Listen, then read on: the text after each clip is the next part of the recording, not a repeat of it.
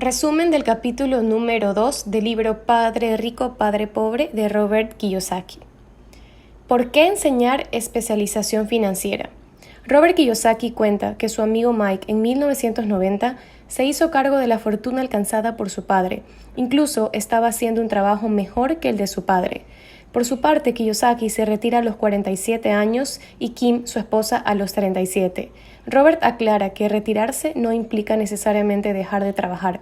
Según él, significa que pueden optar por trabajar o no, y aún así su dinero crece automáticamente, permaneciendo por encima de la inflación. Eso significa libertad financiera. Es decir, los activos son lo bastante grandes como para crecer por sí solos.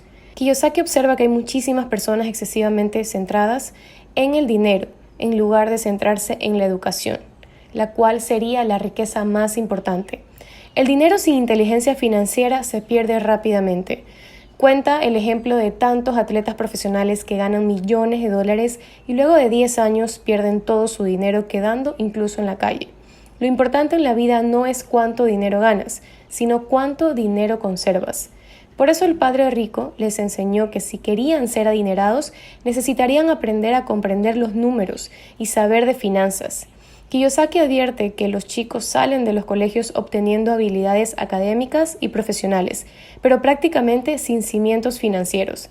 Según su padre rico, las escuelas producían buenos empleados en vez de buenos empresarios. Una manera fácil de comenzar a enseñar contabilidad sin que parezca aburrida y desconcertante podría ser a través de dibujos e historias. En algunas páginas de este capítulo, Kiyosaki expone algunos dibujos simples que el padre de Mike había creado para guiar a los dos niños. A su vez, el autor expone lo que él llamará lección número 2. Hay que aprender a diferenciar un activo de un pasivo y adquirir activos.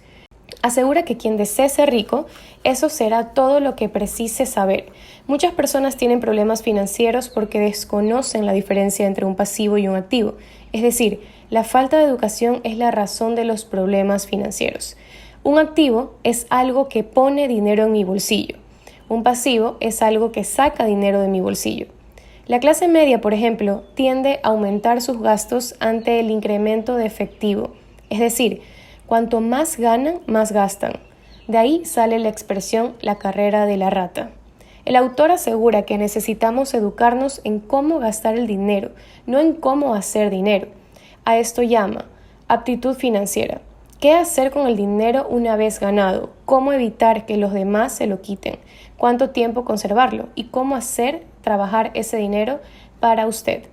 Describe la situación de una pareja recién casada que deciden ahorrar para comprar la casa de sus sueños. Al ver dos sueldos, los ingresos comienzan a aumentar, pero también sus gastos suben. El primer gasto es el de los impuestos, de la propiedad, también los servicios de salud, tarjetas de crédito, tasas de interés, deuda de hipoteca, etc.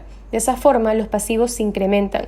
Sus gastos llevan a esta pareja a buscar incrementar sus ingresos, pero Kiyosaki señala que ganar más dinero rara vez soluciona los problemas económicos, porque cuanto más ganan, más gastan. La inteligencia financiera es la verdadera solución. Las personas tienden a seguir a la multitud. Hacen las cosas porque la mayoría las hacen. Suelen repetir ciertas ideas tales como tu casa es un activo o tu casa es la inversión más importante. Consigue un empleo seguro, no corras riesgos. Robert Kiyosaki comenta que el temor de hablar en público para muchas personas es mayor que el miedo a morir. Ese temor es causado por el miedo a la crítica, al ridículo y por el miedo a ser expulsado. Observa que el temor a ser distinto impide que muchas personas busquen nuevas formas de solucionar sus problemas. Muchos problemas financieros comienzan cuando seguimos a la multitud y tratamos de mantener el paso de los demás. El padre de Mike, a quien Kiyosaki llamó su padre rico, abandonó la escuela a los 13 años y nunca siguió a la multitud.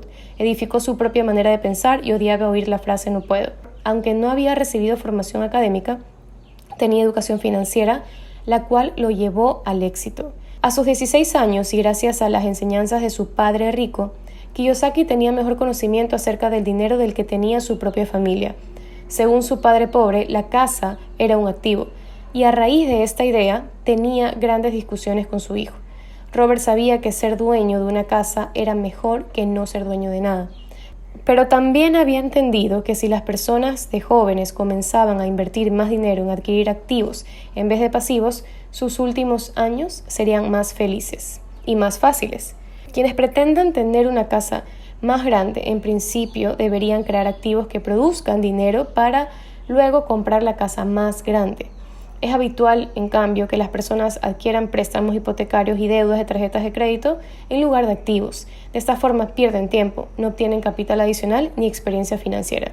La mejor forma de comenzar el camino a la riqueza es esforzarse en adquirir solo activos, manteniendo bajos los pasivos y los gastos.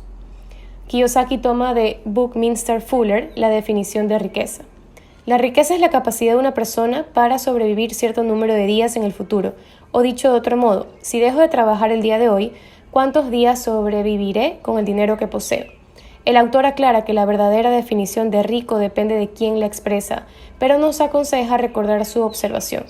Los ricos adquieren activos, los pobres solo tienen gastos. La clase media construye pasivos que piensa que son activos. Ante la pregunta ¿cómo comenzar a ocuparme de mis propios negocios?, Kiyosaki nos invita a leer el capítulo siguiente ofreciendo un relato acerca de Ray Kroc, quien convirtió a McDonald's en un negocio millonario.